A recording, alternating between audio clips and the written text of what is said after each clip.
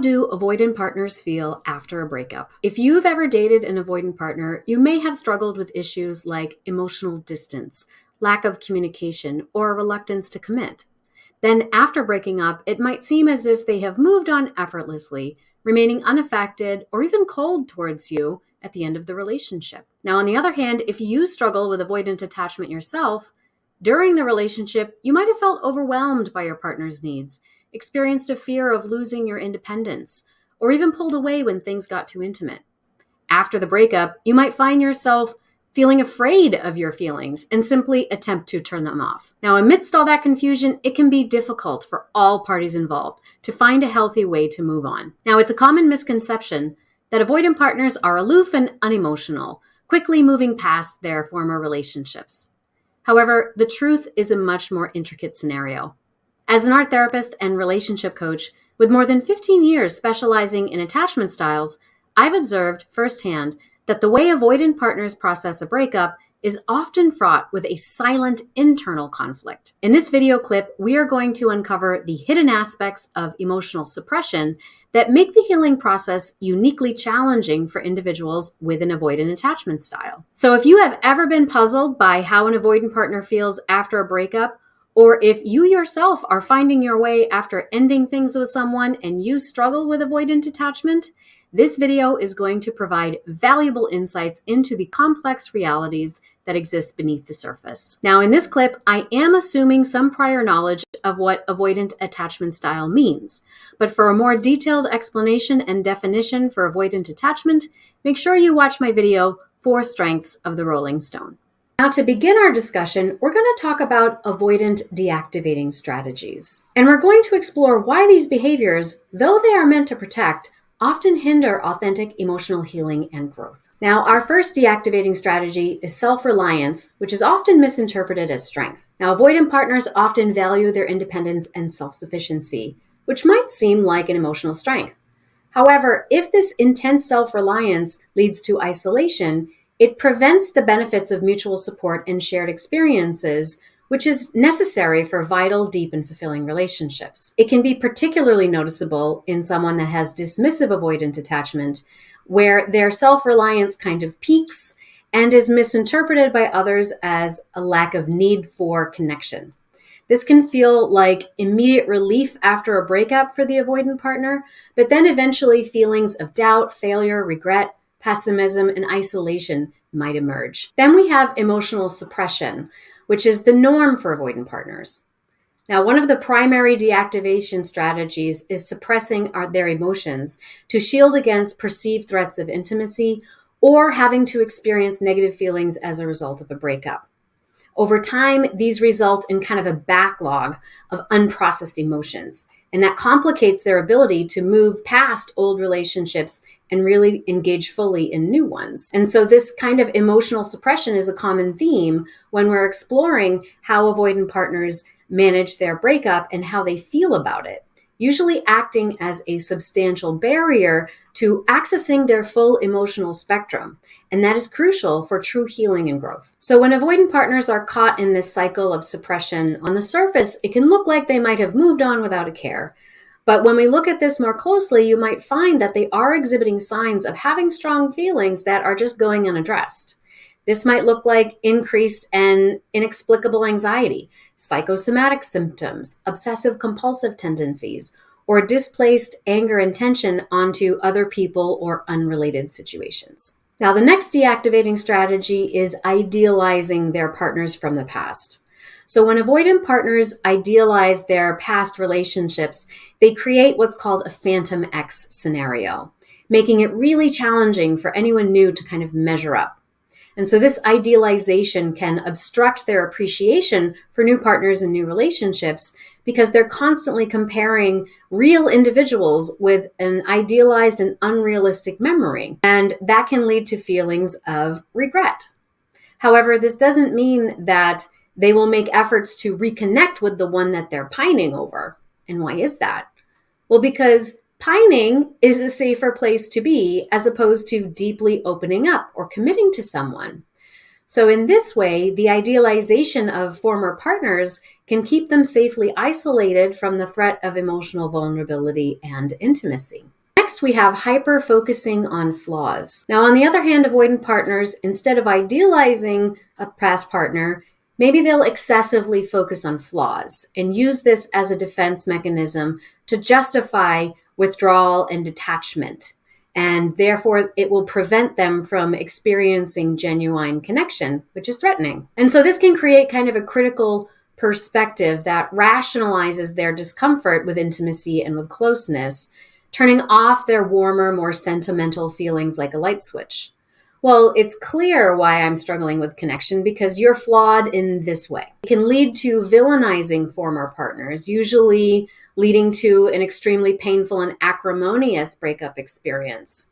So this type of reaction completely dismisses and discounts any past moments of intimacy you shared as fundamentally flawed or perhaps manipulative. And these partners tend to think they just don't count because the relationship ultimately ended. Maybe the love is still there, but the practicalities of the relationship just didn't work out. And this is a dichotomy that they simply cannot tolerate, and therefore must reject you and the benefits of the relationship entirely.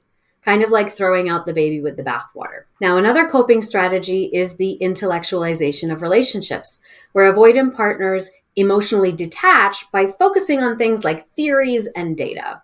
And this approach allows them to avoid confronting their feelings or fears of failure by hiding behind cynicism or a scholarly view of relationship dynamics, which is another typical behavior that we might also see with fearful avoidant breakup scenarios. Now, in this case, the avoidant partner might argue that, statistically speaking, long-term relationships are unrealistic because approximately 50% of marriages in the United States end in divorce, and the divorce rate of subsequent marriages is even higher. They might also assert, oh, monogamy is passé, and start citing anthropological research showing that infidelity rates are as high as 25% in marriages. And so this approach keeps the focus on external scientific or abstract theories and ideas rather than what is happening between two partners in an intimate exchange.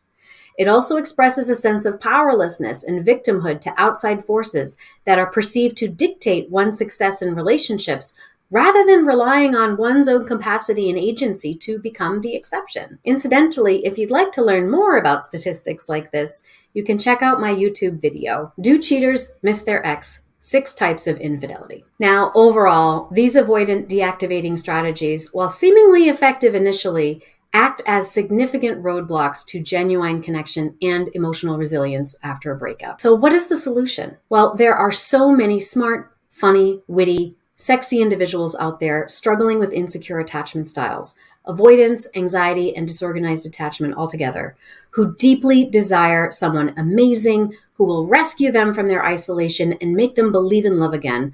And I am here to tell you it is possible to start feeling that way now, whether you are single or in a relationship that feels like it's stalled out. So with my Attachment 101 courses, the journey is structured around 4 phases and 7 key steps, each one crafted to address the specific concerns of your attachment style, including avoidant attachment. And so what sets my courses apart is the integration of my trademarked approach. This method isn't just about gaining intellectual insight into attachment theory. It's about embodied practices that address the energetic and physical constrictions that are caused by attachment wounds on the level of the body and nervous system, as well as the mind and spirit. And so this is a process that builds new neural networks, fostering a healthy emotional framework, using the language of the body and your unconscious. And so just to illustrate how impactful this journey can be, I'm going to share some heartfelt testimonials from Mikael, Irina, and Jordan, all of whom once identified strongly with having an avoidant attachment style. I would, in a classically avoidant fashion, jump in and jump out, and I just realized that I was repeating the same patterns, and I was actually watching your videos for like a year and a half before enrolling. They were really helping a lot, but I realized like maybe I needed like more of a push. It was at a point where something has to move, something has to shift, something has to change. That point in time, the one thing that we kind of knew was that there was this unhealthy push and pull. I really wanted to understand like what exactly is this push-pull thing that's going on. I found out that I have these attachment issues. I want to find out what I could do about it. It's been very helpful to be part of the Facebook group and seeing people sort of having very similar issues. I felt like I was some sort of freak with my intimacy issues. And so it was really interesting going through the course and actually seeing at the kind of the neuro and the chemical level that there's something peaceful about knowing that there's actual science behind this as well, and things along those lines are happening. Even seeing that the same questions keep coming up over and over again for not just me, but other people, that was really helpful. But the best part was I'm being a creative person, and in these exercises I get a presence from my inner child, I think. For myself, it's actually been the guided meditation. In doing so, essentially creating space for new and better thoughts, and thoughts that are more in line with who I actually want to become. If you really want to do something about it, you have to join the courses. Not all advices are so good as the courses, I think. Ultimately, like the feeling that I have now is that of hope, and hopeful that I can ultimately become the partner that I've aspired to become. I would say definitely take it. It's changed my life, and I've been dealing with these issues for, like I said, over a decade, and within half a year it's helped tremendously. Aren't these results inspiring? And I am happy to say that they are not rare or unique. Mikhail, Irina, and Jordan are real clients who have walked the path that you are considering now. They have engaged with the Avoidant Attachment 101 course in this case, and embraced my method to great effect. And so once you're able to truly set yourself on the path to healing, you can inhabit your body with pleasure, ease, and receptivity. You attract healthier partners. You stop telling old, painful stories and building your identity around them. You embrace an attitude of compassion towards yourself and other, and you start living a life that just lights you on fire from your crown to your toes. Now, this is a process that allows you to just be on fire about life and share that brilliance with the stars in their eyes lover. Now, if you're interested in experiencing results like this, I invite you to take the attachment styles quiz attached to this video. After taking the quiz, you will be given a brief explanation of your attachment style and your growth challenges, as well as gain access to a limited time offer to purchase the course that is the best fit for you at a generously discounted price. Now, your path to healing starts here, and I am so excited to join you on that path. I hope that you have enjoyed today's video segment, and before you go, please leave your questions and feedback in the comments. I love to hear how this material is landing with you, and I take all comments into consideration when creating new content like this. Thank you, and have a great week. Also, remember to subscribe and ring the bell for notifications. I put out videos once a week, and I wouldn't want you to miss out.